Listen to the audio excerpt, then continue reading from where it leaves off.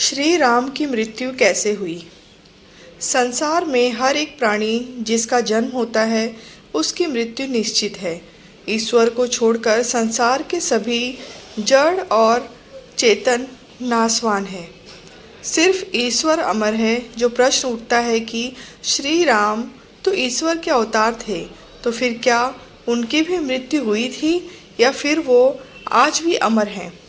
सनातन धर्म में नारायण को ईश्वर का सर्वोच्च स्वरूप माना जाता है और वो आदि अनंत और अमर हैं। सनातन धर्म में नारायण के दो प्रमुख अवतारों श्री राम और श्री कृष्ण की पूजा सारे संसार में की जाती है। विष्णु ने श्री राम के रूप में त्रेता युग में अवतार लिया था, जबकि विष्णु ने श्री कृष्ण के रूप में द्वापर युग में जन्म लिया था। आज श्री राम और श्री कृष्ण शरीर के रूप में इस संसार में मौजूद नहीं है, लेकिन चेतना और ऊर्जा के रूप में तो अजर और अमर हैं। तो क्या श्री राम और श्री कृष्ण की भी मृत्यु हुई थी? सनातन धर्म के सिद्धांतों के अनुसार जब ईश्वर अवतार लेते हैं तो वो किसी मनुष्य या किसी अन्य प्राणी रूप में अवतार लेते हैं और अपनी लीला समाप्त कर इस संसार को त्याग कर चले जाते हैं। श्री राम और श्री कृष्ण ने भी अपनी लीला समाप्ति के बाद इस संसार का त्याग कर दिया। श्री राम की मृत्यु की कथा वाल्मीकि रामायण में श्री राम के द्वारा पृथ्वी लोक से वैकुंठ लोक जाने की कथा मिलती है। वाल्मीकि रामायण के उत्तराखंड में श्री राम के आखिरी दिनों का वर्णन मिलता है, जब श्री राम ने अयोध्या सहित पूरी पृथ्वी पर राम राज्य की स्थापना कर दी और इस धरा पर उनके अवतार के 11,000 वर्ष बीत गए, तब उन्होंने वैकुंठ में प्रवेश किया था। वाल्मीकि रामायण की कथा के अनुसार जब श्री राम के इस धरा पर 11,000 वर्ष पूरे हो गए तो भगवान ब्रह्मा ने काल देवता को बुलाया और उन्हें श्री राम के पास संदेश देने के लिए भेजा। काल देवता एक तपस्वी का रूप धारण कर श्री राम के महल के दरवाजे पर आए और उन्होंने द्वारपाल को श्री राम को सूचित करने के लिए कहा। श्री राम और राज काल देवता की मुलाकात। श्री राम ने तपस्वी भेष में आए काल देवता को अपने महल में बुलाया। काल देवता ने कहा कि मैं आपके पास एक संदेश लेकर आया हूँ, लेकिन यह संदेश मैं आपको एकांत में सुनाना चाहता हूँ। इसके अलावा काल देवता ने श्री राम से कहा कि आप ये वचन दें कि अगर कोई हमारे एकांत वार्तालाप में विघ्न डालेगा तो आप उसे प्राण दंड देंगे। श्री राम ने काल देवता को ये वचन दे दिया और लक्ष्मण को कहा कि कोई भी महल के अंदर आने न पाए। अगर कोई भी महल के अंदर प्रवेश करेगा तो उसे मैं मृत्यु दंड दे दूंगा। लक्ष्मण ने श्री राम का आज्ञा का पालन करने के लिए स्वयं को उस महल के द्वारपाल के रूप में तैनात कर दिया। तब काल देवता ने श्री राम को अपना परिचय दिया और कहा कि मैं काल देवता हूँ और आपके पास मुझे ब्रह्मा ने भेजा है। काल देवता ने आगे कहा कि ब्रह्म जी ने कहा कि आप विष्णु के अवतार हैं और आपने ही अपने लिए पृथ्वी पर 11,000 वर्षों का समय निश्चित किया था। अब आपका समय पूरा हो गया है।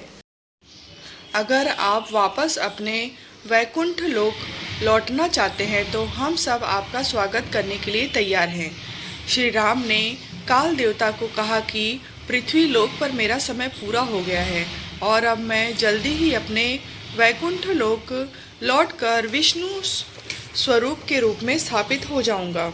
मैं खुद चाहता था कि अब मैं इस पृथ्वी लोक को छोड़कर अपने लोक वापस लौट जाऊं। मेरा सारा कार्य पूरा हो चुका है। लक्ष्मण के पास दुर्वासा मुनि का आगमन।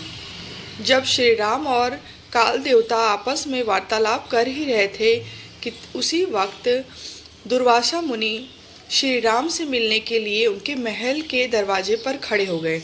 दुर्वासा मुनि ने द्वार पर खड़े लक्ष्मण जी को कहा कि मेरा संदेश श्री राम को दे दो, मैं उनसे मिलने के लिए आया हूँ। श्री राम से मेरा मिलना जरूरी है।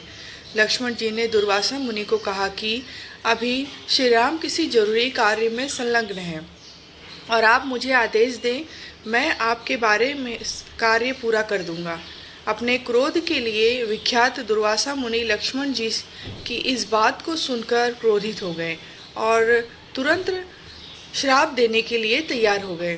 दुर्वासा मुनि ने कहा कि अगर तुरंत श्री राम मुझसे मिलने के लिए तैयार नहीं होंगे तो मैं समूची अयोध्या नगरी को अपने क्रोध से भस्म कर दूंगा।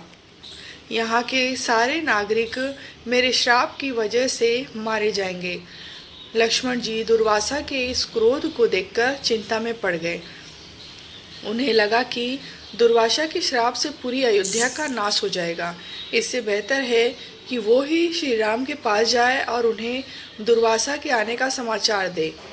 इसकी वजह से सिर्फ उन्हें ही प्राणदंड मिलेगा, लेकिन अयोध्या की सारी जनता मौत से बच जाएगी।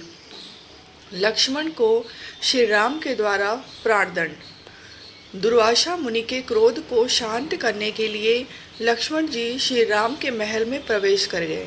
वहाँ श्री राम और काल देवता आपस में वार्तालाप कर रहे थे। लक्ष्मण ने श्री राम को दुर्वासा के आगमन की सूचना दी। श्री राम ने दुर्वासा मुनि को अपने महल में आने के लिए निमंत्रण दिया और उनका खूब सत्कार किया। दुर्वासा मुनि ने श्री राम के समक्ष भोजन की करने की इच्छा प्रकट की। श्री राम ने दुर्वासा मुनि को भोजन कराया और दुर्वासा मुनि श्री राम के सत्कार के प्रसन्न होकर चले गए। जब श्री राम इस चिंता में पड़ गए कि उनकी प्रतिज्ञा की वजह से उन्हें लक्ष्मण को प्राणदंड देना पड़ेगा, श्री राम दुखित हो गए और उन्होंने इस विषय पर राजसभा के मंत्रियों और अपने गुरुओं को बुलाया। श्री राम ने अपने मंत्रियों और गुरुओं को सूचना दी कि वो अब वैकुंठ जाने वाले हैं, लेकिन उसके पहले उन्हें लक्ष्मण को मृत्यु दंड देना पड़ेगा। वशिष्ठ आदि ऋषियों ने श्री राम को उस प्रतिज्ञा का पालन करने के लिए कहा। वशिष्ठ ने कहा कि जिस धर्म की स्थापना आपने की है उस धर्म का पालन आपको अपने शरीर छोड़ने से पहले भी करना चाहिए। श्री राम ने लक्ष्मण को प्राणदंड दे दिया। लक्ष्मण ने अपने भाई श्री राम की आज्ञा का पालन किया और सरयू के तट पर चले गए। उन्होंने खुद को योग युक्त कर समाधिस्थ कर लिया। जब लक्ष्मण समाधि में थे तो इंद्र देवता उनके पास आए और उन्हें अपने साथ स्वर्ग ले गए। श्री राम का वैकुंठ लोक जाना। अब श्री राम ने पृथ्वी लोक का त्याग करने का निश्चय किया। उन्होंने अपने भाई भरत को बुलाकर कहा, अयोध्या के राजा के पद पर तुम स्थापित हो जाओ। भरत ने कहा कि मैं भी आपके साथ वैकुंठ जाऊंगा। इसके बाद श्री राम ने अपने पुत्रों लव और कुश के बीच अयोध्या के राज का बंटवारा कर दिया। श्री राम के वैकुंठ जाने की प्रतिज्ञा को सुनकर मथुरा नगरी से शत्रुघ्न आए और उन्होंने भी श्री राम के साथ वैकुंठ जाने की घोषणा कर दी। इसके बाद ये समाचार सुनकर लंका से राक्षसों सहित विभीषण और किष्किंधा से वानरों सहित सुग्रीव भी अयोध्या आए। वनराज सुग्रीव ने भी श्री राम से अनुरोध किया कि वो भी उनके साथ ही वैकुंठ जाना चाहते हैं। श्री राम ने उनके इस अनुरोध को स्वीकार कर लिया, लेकिन श्री राम ने हनुमान जी को चिरंजीवी होने का वरदान पहले ही दे दिया था। इसीलिए उन्होंने हनुमान को पृथ्वी लोक पर ही रहने की आज्ञा दी। हनुमान के अलावा जामवंत, दैवव्रत और मयंद को उन्होंने चिरंजीवी होने का आशीर्वाद दिया। श्री राम ने विभीषण को भी पृथ्वी पर शासन करने का आदेश दिया और उन्होंने भी चिरंजीवी होने का वरदान दिया। श्री राम के साथ अयोध्या की प्रजा का शरीर त्याग। श्री राम के वैकुंठ जाने के निर्णय की सूचना सुनकर अयोध्या की पूरी जनता श्री राम के महल के सामने आकर खड़ी हो गई।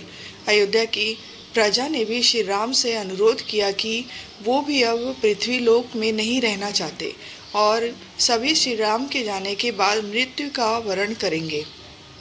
श्री राम का ग्रोपतार घाट जाना। श्री राम वैकुंठ जाने के लिए अयोध्या के निकट बहने वाली सरयू नदी की तरफ बढ़ चले।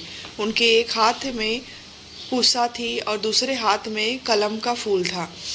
उन्हें पार्श्व में श्री देवी और भूदेवी चल रही थी। श्री राम के पीछे पीछे अयोध्या की पूरी प्रजा, लंका के कई राक्षस, किष्किंधा से आए कई वानर, अयोध्या में रहने वाले सारे पशु पक्षी, दृश्य और अदृश्य जंतु भी चल रहे थे। श्री राम की अगवानी के लिए ब्रह्मा सहित सारे देवी देवता सरयू के तट पर आ चुके थे। श्री राम ने जैसे ही सरयू नदी में प्रवेश किया, ब्रह्मा ने उनसे प्रश्न किया कि वो अपने किस स्वरूप में अपने वैकुंठ लोक में जाना चाहते हैं। ब्रह्मा ने कहा कि क्या आप अपने इस शरीर के साथ वैकुंठ लोक में जाना चाहते हैं, या फिर आप अपने विष्णु स्वरूप के साथ वैकुंठ जाना चाहते हैं, या फिर निराकार रूप में जाना चाहते हैं। श्री राम ने सरयू में प्रवेश करते ही उनके सम्मुख उनका वैष्णव तेज प्रकट हो गया और उस तेज में श्री राम अपने शरीर के साथ ही प्रवेश कर गए। इसी वैष्णव तेज में भरत और शत्रुघ्न ने भी शरीर प्रवेश कर दिया। ऐसा इसलिए हुआ क्योंकि श्री राम के अलावा भरत, लक्ष्मण और शत्रुघ्न भी विष्णु के ही अंशावतार थे। श्री राम ने जैसे ही वैकुंठ में अपने स्वरूप के साथ प्रवेश किया, उन्होंने ब्रह्मा जी को कहा कि मेरे साथ अयोध्या की जनता, पशु पक्षी, कई राक्षस और वानर भी शरीर त्याग करना चाहते थे, इसीलिए आप उन्हें भी किसी लोक में प्रवेश दें। ब्रह्मा ने श्री राम के आदेश का पालन करते हुए अयोध्या की पूरी प्रजा, पशु पक्षी, वानरों और राक्षसों को संतानक लोक में प्रवेश लिया। यह लोक वैकुंठ और ब्रह्मलोक के ठीक बीच में है। श्री राम की कृपा और करुणा से अयोध्या की सारी प्रजा, पशु पक्षी, राक्षस और वानरों को भी मुक्ति मिल गई। इन कथा से हमें पता चलता है कि श्री राम की मृत्यु नहीं हुई थी और न ही उन्होंने अपने शरीर का त्याग किया था। दरअसल श्री राम अपने शरीर के साथ ही अपने वैष्णव तेज में प्रवेश कर गए थे और श्री राम से विष्णु के स्वरूप में परिवर्तित हो गए थे।